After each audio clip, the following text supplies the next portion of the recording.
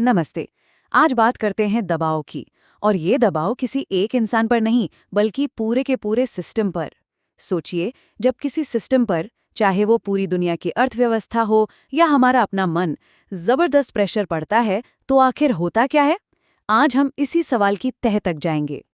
तो सवाल यही है और इसका जवाब बड़ा दिलचस्प है, क्योंकि ज्यादातर सिस्टम्स जब अपनी हद तक पहुंचते हैं तो वो बस टूट नहीं जाते, नहीं, वो बदलते हैं, वो रिएक्ट करते हैं, कुछ सिग्नल देते हैं और फिर सिचुएशन के हिसाब से खुद को ढालने की कोशिश में लग जाते हैं।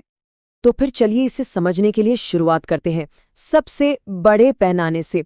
बात करते हैं पूरी दुनिया की अर्थव्यवस्था की। देखिए, हाल की जो ट्रेड पॉलिसीज हैं, खासकर जो टैरिफ्स लगाए गए हैं, वो इस ग्लोबल सिस्टम के लिए एक बहुत बड़े स्ट्रेस टेस्ट जैसा है। तो आइए देखते हैं कि इस प्रेशर के शुरुआती लक्षण क्या नजर आ रहे हैं। 15.4%। ये आंकड़ा देखिए, ये है अमेरिका की एवरेज टैरिफ रेट, जो पिछले करीब करीब 80 सालों में सबसे ज्यादा है। यही वो प्रेशर पॉइंट है जिसकी लहरें आज पूरी ग्लोबल इकोनॉमी में महसूस हो रही हैं। और इस दबाव का असर वो भी दिखने लगा है। अनुमान ये है कि 2025 तक जीडीपी में -0.6% यानी 0.6% की गिरावट आ सकती है। ये आर्थिक तनाव का एक बिल्कुल साफ और सीधा संकेत है। लेकिन ये बड़े बड़े आंकड़े आम लोगों की जिंदगी पर कैसे असर डालते हैं? खैर, इसका मतलब हो सकता है हर परिवार पर करीब करीब $2000 का एक्स्ट्रा बोझ। अब ये बात समझ में आती है। और जानते हैं, इकोनॉमिस्ट्स इस सिचुएशन को एक खास नाम दे रहे हैं, स्टैगफ्लेशन लाइट। अब इसका सीधा सा मतलब ये है कि इकोनॉमी की रफ्तार तो सुस्त हो रही है, लेकिन दूसरी तरफ महंगाई बढ़ती जा रही है। और सच कहूं, किसी भी इकोनॉमी के लिए ये एक बहुत ही मुश्किल कॉम्बिनेशन है। और हाँ, ये सिर्फ एक दो लोगों की सोच नहीं है। 159 इकोनॉमिस्ट्स का एक सर्वे किया गया। पता है क्या निकला? उनमें से 88% इस बात पर एकमत थे कि इन टैरिफ से ग्रोथ धीमी होगी। जब इतने सारे एक्सपर्ट्स एक ही बात कहें तो मतलब साफ है। तो सिस्टम इस तनाव पर रिएक्ट कैसे कर रहा है? जैसा हमने कहा था, वो खुद को ढाल रहा है। सिंगापुर, यूएई और न्यूजीलैंड जैसे देश एक साथ आ रहे हैं और FITP जैसे नए ट्रेड अलायंस बना रहे हैं। ये एक तरह से पुराने सिस्टम से एक नई मल्टीपोलर दुनिया की तरफ शिफ्ट होने का बड़ा सिग्नल है। और ये सिर्फ हवा में बातें नहीं हो रही, ये सच में हो रहा है। इस नए गठबंधन के लिए बाकायदा एक टाइमलाइन भी सेट है। इससे पता चलता है कि दुनिया रुक कर इंतजार नहीं कर रही, वो इस नए दौर के लिए तैयारी में जुट गई है। अच्छा, ये टेबल देखिए, ये पूरी कहानी को एक फ्रेम में ले आती है। एक तरफ शॉर्ट टर्म में हमें धीमी जीडीपी और बढ़ती महंगाई जैसे आर्थिक लक्षण दिख रहे हैं, और दूसरी तरफ लॉन्ग टर्म में यही लक्षण नए ट्रेड ग्रुप्स के बनने जैसे बड़े जियोपॉलिटिकल बदलावों की वजह बन रहे हैं। मतलब एक चीज दूसरी से जुड़ी हुई है। ठीक है, तो हमने दुनिया के इतने बड़े पैमाने पर बात कर ली। अब इस लेंस को थोड़ा घुमाते हैं और इसे कहीं ज्यादा पर्सनल लेवल पर लेकर आते हैं।